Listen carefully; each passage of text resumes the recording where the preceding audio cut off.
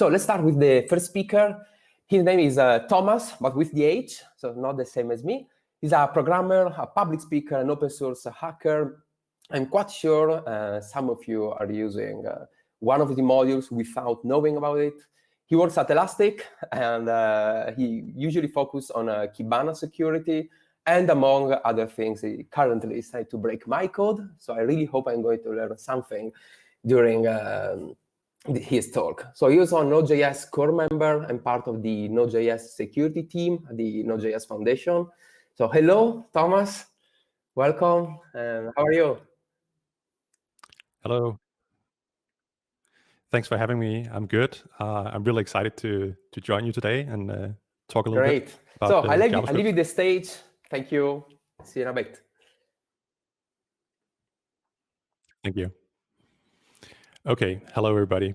Thank you so much for allowing me to talk to you today.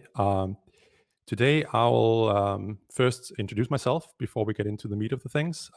As the other Thomas said, I'm Thomas Watson. I work at Elastic, where I work on the Kibana product. But I also do a lot of open source stuff. You can find all that stuff on GitHub. I suggest that you follow me on Twitter. I will tweet a link to the slides there. I will also upload them to my GitHub repository that you can see here on the slide. And I'll also share them with the conference. I know they have a place where all the speakers upload their slides afterwards. But let's get started. So I'm going to talk today about JavaScript prototypes. And a lot of you probably, well, I hope you use prototypes all the time.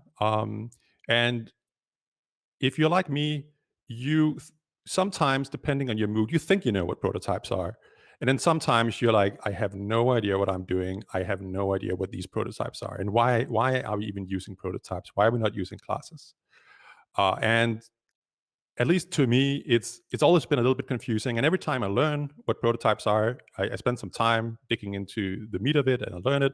And then as soon as I've learned it, I forget it again. So I decided to make this talk to kind of get to the bottom of these prototypes in a little bit more on-hands approach. So before we talk about JavaScript prototypes, let's go back and talk about the beginning, talk about prototypes in general. So JavaScript was definitely not the first language to have prototypes. Before, or actually the first language that had prototypes was the language itself. So, and from that, a lot of other languages came about. So we have Lua that you probably heard about, a little less known language called IO, and another even less known language called Weeble, and so on and so forth. So there was a lot of languages that were using prototypes. But of course, we're here to talk today about JavaScript. So famously, Brendan Eich, the author of JavaScript, he invented it in May 1995 in 10 days while he was working for Netscape.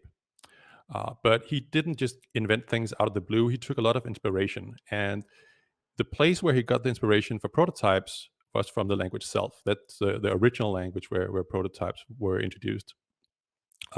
He also got a lot of inspiration from the language Scheme, which is a Lisp variant. And from Scheme, he got the idea of functions as this first-class citizen, that you can just write a function and you have a function, right? Okay. So let's get to the meat of the issue. Classes versus prototypes.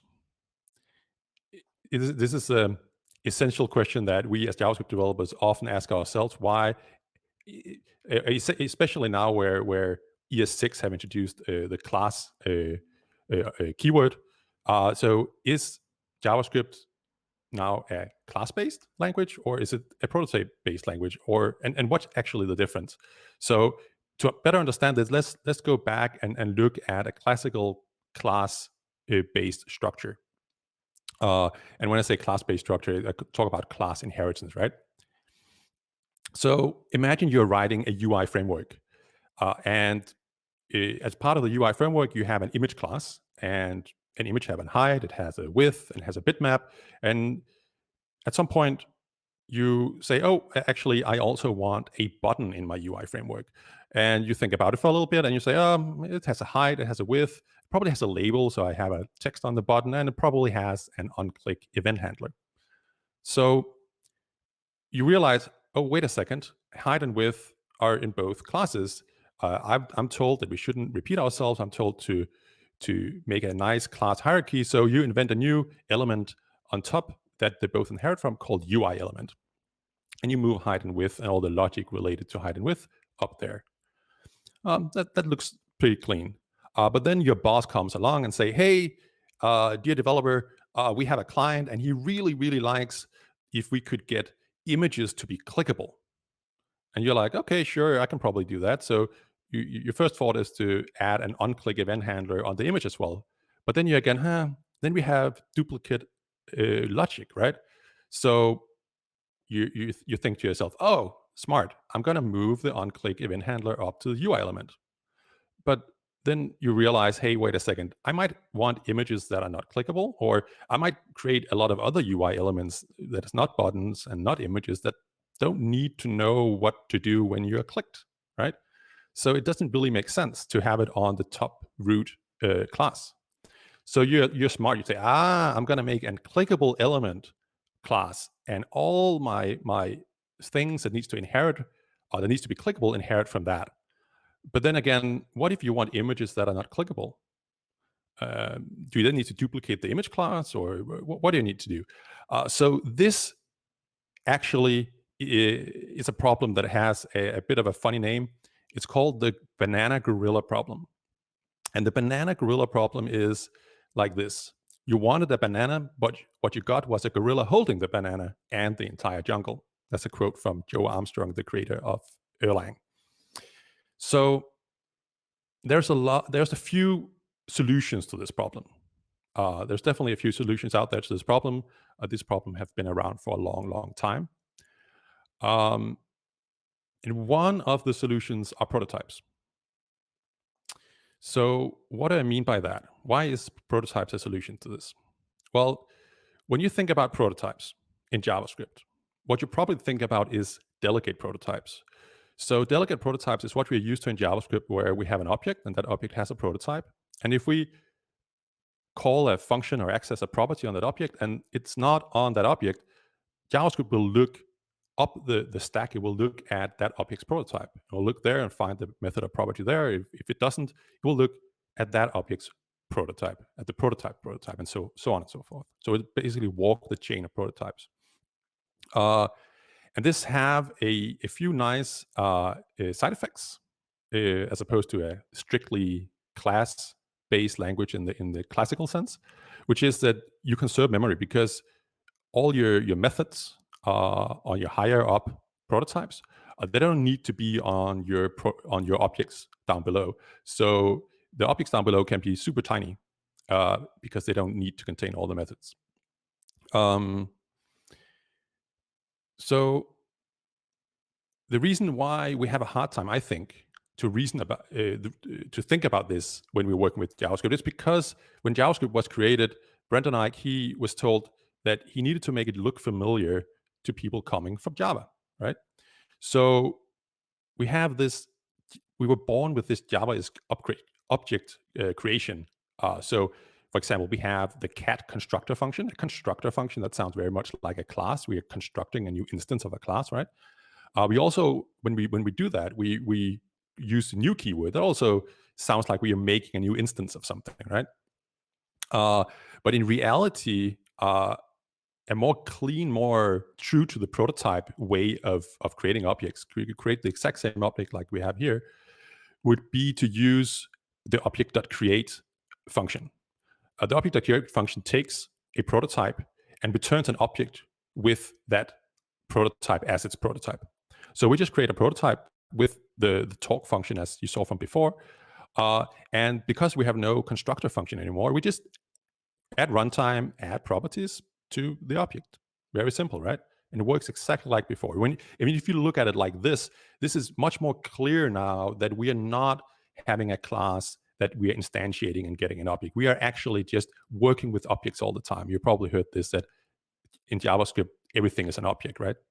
And this shows it a bit more clearly, in my opinion. Okay. So back to the different types of prototypes. We know about delegate prototypes, but there's actually also another type of prototype that we don't think about all that often. That is a way of working with prototypes that actually is in the language, in JavaScript, but we don't usually talk about it. It's the cloning prototype or the concatenation type of working with prototypes. And that is really good for having default state and for mixins. And this feature of prototypes is actually what makes it possible to solve this problem from before with the strictly class-based structure, right? So here I have an example with the UI element that extends, the image that extends from the UI element. I'm using ES6 classes here. Ignore that just to show it really doesn't matter. In reality, that's just a function. And I make my new image, but then I want to make this image clickable. So what I do is at runtime, I take my clickable prototype and I just assign it to the image. So now I have my image object and now it's getting the clickable behavior. So notice that image and UI element in this case doesn't know anything about being clickable, but I just assign the clickable behavior to my image at runtime. So this is what's possible with the cloning concatenation pattern. We can adapt, give behavior at runtime. Okay, so let's get our hands dirty. I'm just going to stop sharing my screen for a second. There we go. And I'm going to share my terminal instead. Okay, so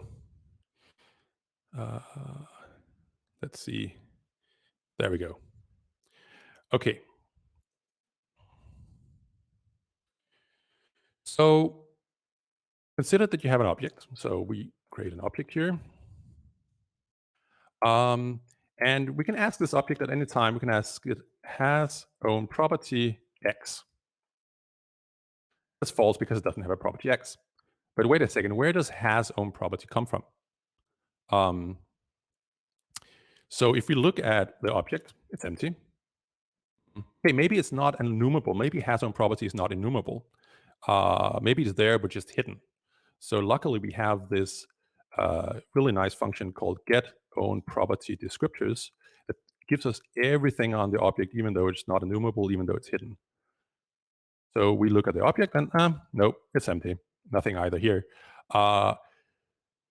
So whenever we access something on an object, be it a function or property, JavaScript, as it said, will look up the property on this object. And if it doesn't find it, it will go up the prototype chain. And that's actually what's happening here. So has own property exists higher up on the prototype chain. So let's try to pretend that we're JavaScript and we want to find this object. So let's first get the prototype of the object, right? So get prototype of object. And now we have the prototype here. And and actually, because this is just a regular object, it inherits directly from the object prototype. As we can see here, that's the same as the object prototype. And all objects will by default inherit from this prototype. And besides using get prototype off to get the prototype of an object, for historical reasons, there's actually also a magic property called __ proto. And it's now deprecated, but it's never going to be removed from the language because so many people and so many browsers out there depend on it. So it can't be removed, but it's still there. But the __ proto property is actually not a property on each object either. Instead, it's actually a getter and a setter property on the object prototype. So, and that getter setter simply just uses behind the scenes object.get prototype off in the getter form and object set prototype off in the setter form. So these two actually, if I write objects dot, I actually just see if I check here. These are equivalent, right? So if I write object proto equal to just a new empty object, that is essentially the same as saying object set prototype of object, and then a new empty object. So note that it's also possible to set the prototype of an object to null. So this is actually a way for you to have an object that doesn't inherit from anything, not even from object prototype. And this is essentially what object prototype is. So object prototype doesn't have a prototype. That the prototype of object prototype is null. But so far, I haven't explained the meaning behind the prototype property on objects. We've only discussed what the special underscore proto property is and how it works. So let's dive a little bit further, and by looking at the properties of a newly created function. So we have a function here, but let's call it pet, the empty blank function, and let's try to get the property descriptors of pet. So as you can see, there is actually a prototype property all the way down there in the bottom. And all functions has a prototype property. Even and whenever we use the new keyword together with that function, the following happens. So a new object is created, new blank object, and its internal prototype reference is set to point to pet.prototype. So pet.prototype, right? And the moment that its internal prototype is set to point to pet.prototype of this new object, that actually makes this object an instance of pet. So all instance of is doing is checking, is finding that or the link there is made via the pet.prototype in this case. So if we change the prototype of the object to another prototype of another function, now that function will actually be an instance of that object. And then after the internal prototype reference is set to point to pet.prototype, then the pet function itself is actually called with this being set to the new empty object. So that's equivalent to calling pet.call, and then our new object, and then whatever arguments we want to pass in to the constructor function. That's all new pet. So let's try to do this. Let's try to make a cat. And we can see now that cat is an instance of. There we go. And we can also see that the cat prototype is equal to the pet prototype. Okay. But let's look a little bit further for a second. Let's now we just looked at a normal function. Let's try to look at an arrow function. So let's just look at the property descriptors for an arrow function. And you can see here there's no prototype on the on an arrow function. And why is that? So arrow functions can never be used as constructor functions, and hence they can't be invoked with the new keyword, which means that there's no need for them to have a prototype property, because the prototype property is only used, as we just discussed, for when you create a new instance of that object. Anyway, let's get back to the case of hand here. So let's try to add something to the pet prototype. Let's, for example, add an age. It's a very old pet here, 42 years old. And now let's ask, how old is this cat? 42, no surprise here. Then let's try to increment the age. And we ask here, so now we can see the cat is 43 years old. But wait a second, what about the prototype here? That's still 42, right? And how come that? Because that's actually because the plus that we did before is actually equivalent to writing a cat.age +1, right? If I can spell. There we go.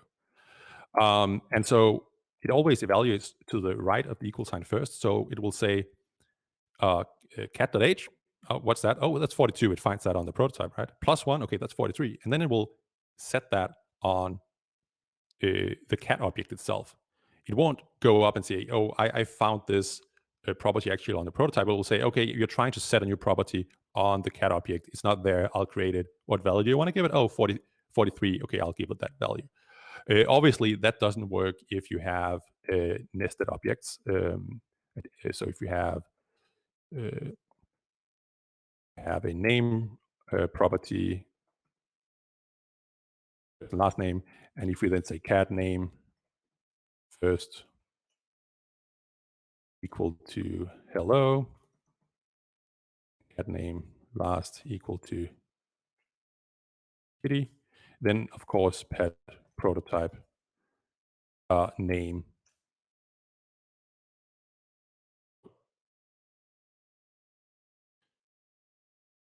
Oh, yeah, sorry, I'm not looking what I'm writing here.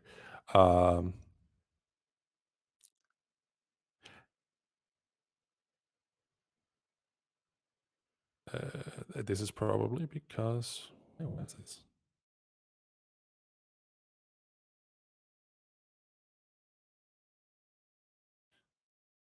Live demos are always interesting, right?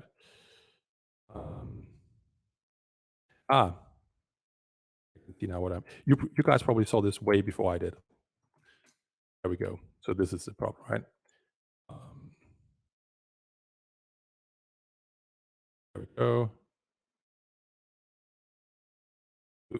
If this was a real live conference where I was in the room, you would all have screamed at me. You're probably screaming at your monitors right now. I'm sorry about that. So obviously now we polluted the prototype here. So obviously you don't want to store state normally on the prototype. That's a really, really bad idea. Anyways,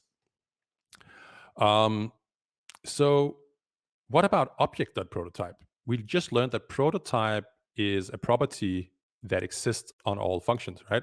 Does that mean that object is actually a function? If that's the case, we must be able to do something like this, right? No, we can. So actually, the two curly braces like this is just a short way of writing new objects. So objects is just a function, and all functions has a prototype property whose value is used as a prototype of a new object created by the constructor function. And all functions will have this special prototype property, and they will all be initialized to an empty object, even if we never intend to use them as constructor functions together with the new keyword. The prototype property is there just in case we need it. So let's look a little closer at functions. Is a function something special, or is it just an object? So if we say pet instance of object, yep, that's true. So if that's the case, then pet must also have an __ proto property, right? So here it does. And what does this point to? Does it point to object.prototype? Oh, it doesn't. Actually, it points to function.prototype. So let's examine this function.prototype. So we use our trusty old friend from before, get own property descriptors. And let's look at function.prototype. So there's a lot of stuff here, and here's all our friends that we know and love from functions. Like we have the call, we have the bind, we have the apply, and all that stuff.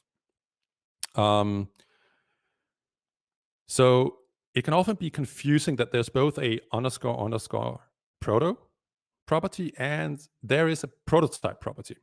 At least for me, that was so confusing for such a long time. Like which and when do we use one, when do we use the other, right? But I think you have to think of the prototype property as essentially an inheritance blueprint, only to be used when a function is used together with the keyword new. The naming can be quite confusing because it's not the function's prototype, it's not the prototype of the function. Even though that's what it's spelled, it says you have a function.prototype, it must be the prototype of the function, right?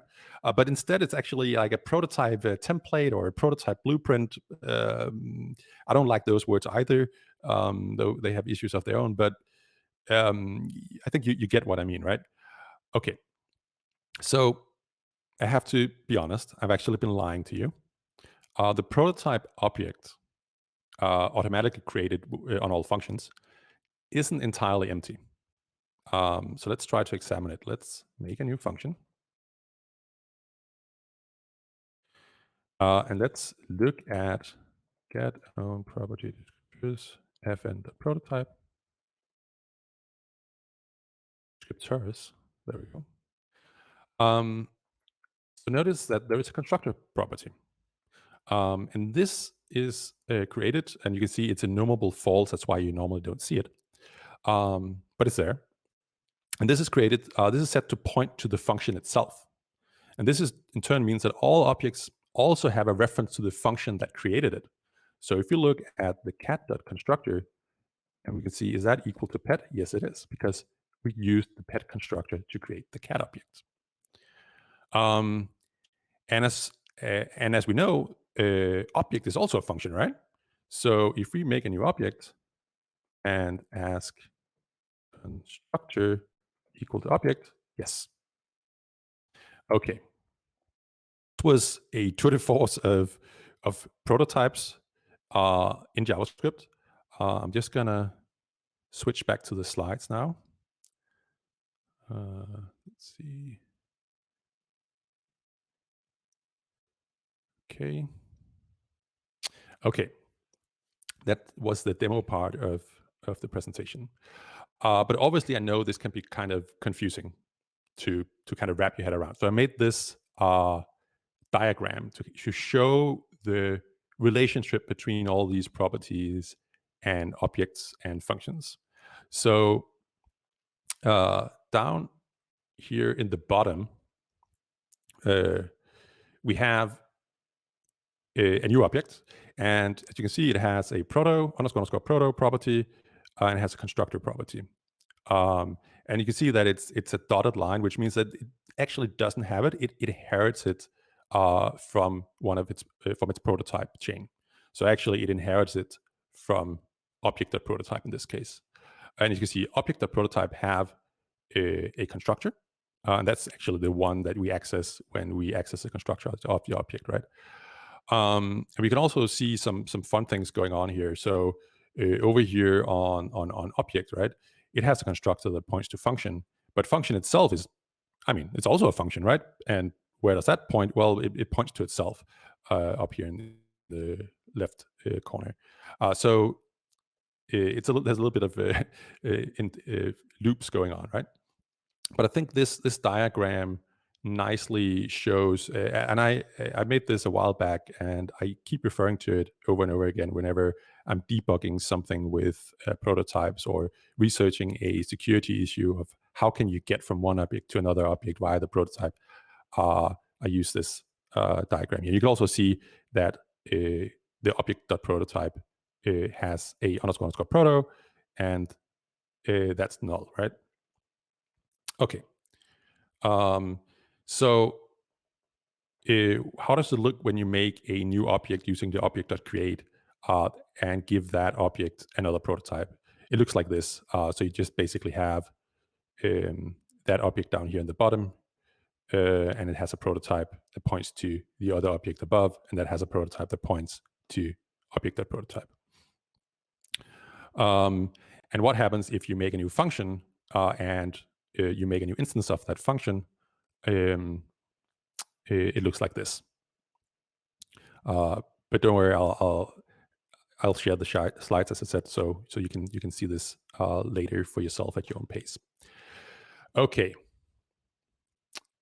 What about security? I hope most of you have heard about prototype pollution. But even if you have heard of it, probably not all of you know what it is. So I'll just talk a little bit about what prototype pollution is. So prototype pollution has come up a lot lately. There's been a lot of security releases of different modules on NPM that released a security patch because of a prototype pollution issue, Lodash being a particular famous example of that. And in a lot of the cases, the issues and the easiest way actually to be vulnerable to a prototype pollution situation is by when you merge objects. So here we have a simple clone function that I created. It's very similar two object.assign, and basically loops over, takes two arguments, a target and a source, and it loops over all the properties of the source object and applies them to the target object. It's very simple. So you call it with two objects, and out pops another object with the combined values of those two objects. So that it works fine, right? But what if you give it two objects that both have the property A and that those properties are themselves objects?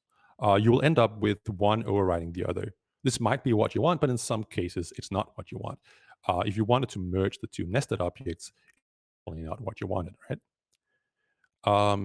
So that's what you use a deep merge function for. This function is essentially the same as the one you saw before, except that whenever we loop over each property of the source object, we just check, oh, is the value of this property, is that an object itself?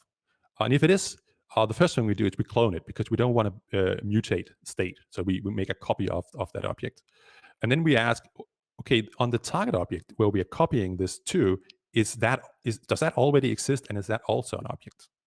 And if it is, we recursively call ourselves, and so basically run through this recursively, run through the objects recursively, and the end result is that we've copied and merged everything. And as you can see, if we run this with our two objects from before, the result is as we expected. So why am I telling you this? So consider you have your web application. Inside your web application, you want to check if the given user is an administrator. So you have an isAdmin function, and it checks on the user, hey, is this user an admin, true or false? So we create a new user. We ask, is this user an admin? False. Nope, the user is not an admin. But then somewhere else on your website, you accept data coming in from maybe an API or something like that. You expect this data to be in JSON. So you have this payload, and it could be you have an app that's talking to an API, and you normally know what this app is sending you. But let's say an attacker is a little bit crafty and can craft this JSON by themselves. He might be able to send this payload up to the server where he says, okay, we have this object, and it has one property called __proto, and that just happens to be an object itself, the value of that, and it has admin true. So if then at some point during the life cycle of this object, this payload, we try to demerge that into any other object, it doesn't matter. In this case, it's just an empty object, it doesn't matter. Then suddenly you can probably see that because it's looking for, suddenly the user from before is actually an admin, even though that object was created previously. And any object created since will also be admins. And the reason for that is because it's looking for the proto property on the source object. Says, is that an object? And yes, it is. And then it's looking for the proto property on the target object. And says, does that exist? And yes, it does, right? Because this is this secret property that's inherited from any object's prototype. And what is that object? So what is the value of that _proto? That's also an object, right? So we'll go into this deep merge functionality where it will then start to merge all the properties of this sub-object into the object prototype. And that is prototype pollution. And in most cases, that might probably crash your computer, crash your server, right? It will crash the application. But if the attacker is crafty enough, he can craft this so he can give himself admin access, for example, right? So what is the antidote to this? Well, obviously you have to look out for this magical property _proto in untrusted user input. And you actually also have to look out for the constructor.prototype in untrusted user input. And why is that? Well, we saw from before that we could get to the object prototype by _proto, but we can also going this way, right? But we can also go up to the object function and then over this way. And that's two ways to get to the object prototype. So you have to make sure that both ways are protected. Okay. So how do you do this easily? Well, I would say npm install secure JSON parse. That's the easy answer here. So if you're passing JSON from an untrusted user, untrusted source, instead of using JSON.parse, use this module instead. It's actually very simple. And of course, constant vigilance. And with that, all I have to say is grazie mille. Hey, thank you for your talk, Thomas. It is always useful to get back to the basics, because we always work on such high level, the libraries, that we often forgot the potential, but also how much it can be dangerous to use these features in JavaScript. So Exactly. I wanted to ask you a quick question. So what's the performance impact of using the prototypal inheritance? It is good, it is bad, it's recommended? So in most cases, it's actually recommended. It actually increases the performance of your application, because V8, which we use for the runtime of Node.js to run our JavaScript, it's actually really clever. It will try to precompile functions to very fast bytecode. And if it's already optimized, it's called optimizing. If it's already optimized the function, next time it's called, if you make a new object, let's say that this function exists on the prototype, right? And then you make a new object of the same prototype. It doesn't have to go over the whole optimization step once again, because it already knows that this function is super fast. So in most cases, actually, it's a performance benefit. Okay, great.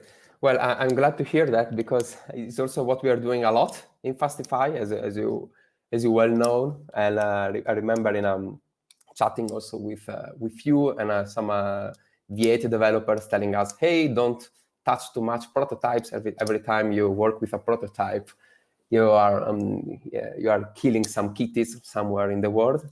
Oh, okay, we'll make sure to do the right thing. So, so do you have some real-world examples of how prototype pollution was used to attack an Node.js application?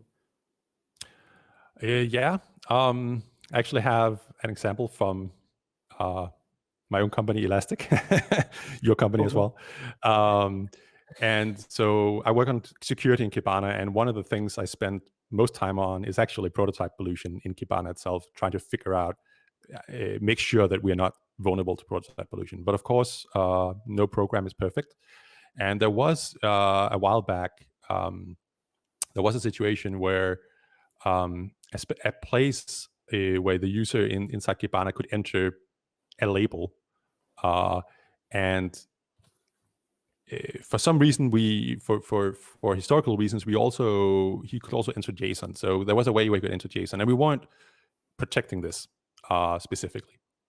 So he was able to manipulate the prototype the object prototype that way, but and he couldn't do, in the beginning, he couldn't do much with that. He was researching it, and then he figured out that he could actually make a remote code execution bug happen, because we spawn another process within Kibana, so it spawns another node process. And through some crafty ways of manipulating environment variables that he could do he could influence object prototype and process.env is where the environment variables are, that also inherits from object.prototype, right? And that way he could influence the environment variables for the new process that was starting up. So you could make that process do a lot of things that process was not intended to do. Obviously, we fixed it. It was actually through a vulnerability in Lodash. So both Lodash fixed it, and we upgraded our version of Lodash. Everybody's safe now. But so that was actually a really serious bug, that you have a prototype pollution bug that leads to an RCE, a remote code execution bug, where the attacker can actually run any code on your servers, right? Luckily, this was a security researcher that contacted us about it, so we were lucky in that case, right? But that's why I have a job to spend time looking after these issues. Okay, thank you.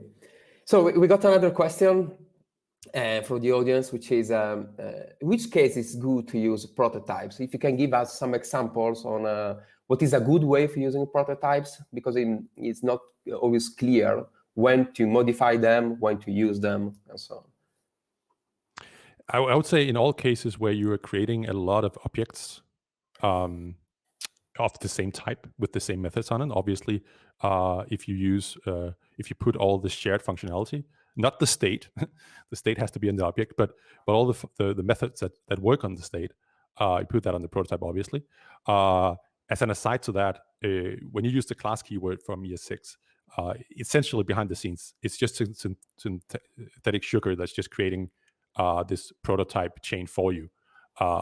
So even if you're using classes, you're actually also using prototypes. So by all means, use the class keyword. I'm not sure if that was actually what the question was, but if you want to use the class keyword, by all means do that. It's much easier to do it that way. But know that you're actually working with prototypes behind the scenes, because Java doesn't know about classes. Java knows about prototypes. Okay. And also, we can add that doing extending. Yeah, you did say Java, right? but yeah, let's pretend you didn't say it. Otherwise, our friendship is over. And so, also, I will add another nice thing about using classes is that you can extend them, because I remember doing the extending class with functions is a nightmare. There's a lot of syntax makes no sense. It's way easier with the new sugar syntax. Exactly. So why can this be fixed in the language itself? So if this is this kind of a very big problem, why we didn't figure out a fix in the language itself? You mean the prototype pollution? Yeah. Or yeah. So I mean, there could be a way of just saying, okay, you are trying to touch the prototype, throw an error, do something, or you just ignore it. Please don't. Well, you could argue that you could make object.prototype read-only, right? So you couldn't edit it. Unfortunately, it's used a lot all over the place, where it's actually a feature that you can edit it. So say that you have a new feature coming to JavaScript, but not all browsers support this feature yet. So what a lot of libraries out there do, they use polyfills to add that feature to the language before it's actually implemented by the browsers. And those polyfills, they often add stuff to object.prototype to make it work, right? So we would break all the functionality of making these polyfills this way. You could argue that maybe it's not something you should do, but it's something that people do. And to not break the web, we have to keep this backward compatibility.